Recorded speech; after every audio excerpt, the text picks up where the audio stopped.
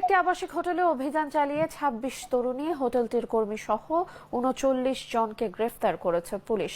বুধবার দুপুরে আদালতের মাধ্যমে তাদের কুমিল্লা কারাগারে পাঠানো হয়েছে। এর আগে সকালে যৌথভাবে অভিযান চালিয়ে তাদেরকে গ্রেফতার করে জেলা গোয়েন্দা ও কোতোয়ালি মডেল থানা পুলিশ।